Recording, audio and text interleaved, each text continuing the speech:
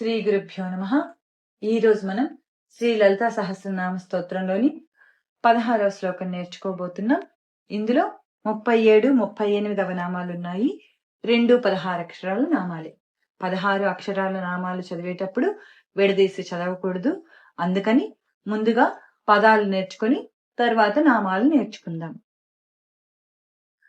అరుణారుణ, అరుణారుణ, అరుణారుణ, అరుణారుణ, కౌసుంభ, కౌసుంభ, కౌసుంభ, కౌసుంభ, వస్త్రభాస్వత్, వస్త్రభాస్వత్, వస్త్రభాస్వత్, వస్త్రభాస్వత్, కటీతటీ, కటీతటీ, కటీతటీ, కటీతటీ, అరుణారుణ కౌసుంభ, అరుణారుణ, కౌసుంభ, అరుణారుణ కౌసుంభ, అరుణారుణ, కౌసుంభ, వస్త్రభాస్వత్ కటీతటీ, వస్త్రభాస్వత్, కటీతటీ, వస్త్రభాస్వత్ కటీతటీ. వస్త్రభాస్వత్, కటీతటీ. ఇప్పుడు నామం నేర్చుకుందాం. అరుణారుణ కౌసుంభ వస్త్రభాస్వత్ కటీతటీ, అరుణారుణ, కౌసుంభ, వస్త్రభాస్వత్, కటీతటీ, అరుణారుణ కౌసుంభ వస్త్రభాస్వత్ కటీతటీ, అరుణారుణ, కౌసుంభ, వస్త్రభాస్వత్, కటీతటీ. రెండవ పాదం రత్నకింకిణి, రత్నకింకిణి,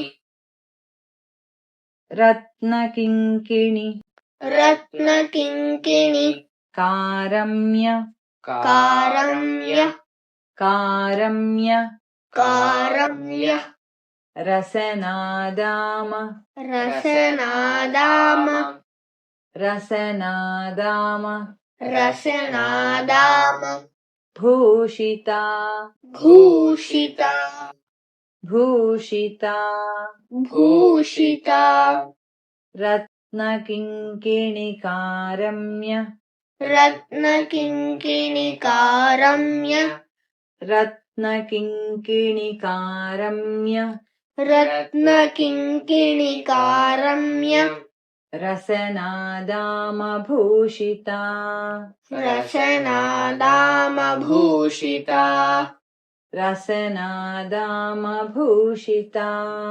రసనాదామ, భూషిత.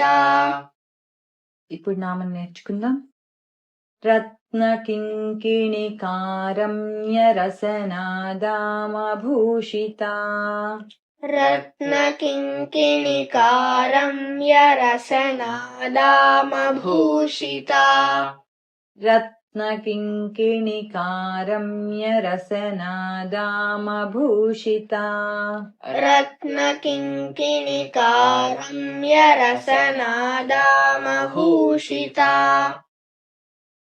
అరుణారుణ కౌసుంభ వస్త్రభాస్వత్ కటీతటీ, అరుణారుణ, కౌసుంభ, వస్త్రభాస్వత్, కటీతటీ, రత్నకింకిణి కారమ్య రసనాదామ భూషిత, రత్నకింకిణి, కారమ్య, రసనాదామ, భూషిత.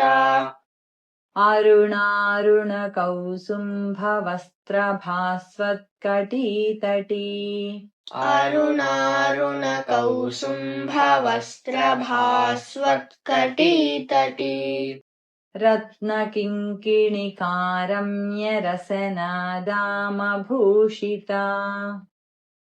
రత్నకింకిణి, కారమ్య, రసనాదామ, భూషిత. అరుణారుణ కౌసుంభ వస్త్రభాస్వత్ కటీతటీ, రత్నకింకిణి కారమ్య రసనాదామ భూషిత,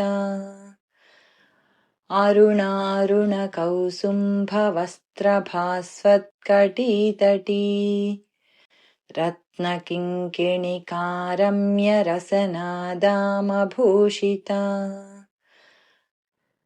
అరుణారుణకౌసుంభవస్త్రభాస్వత్కటీతటీ రత్నకింకిణికారమ్యరసనాదామభూషితా. ఇప్పుడు అర్థాలు తెలుసుకుందాం.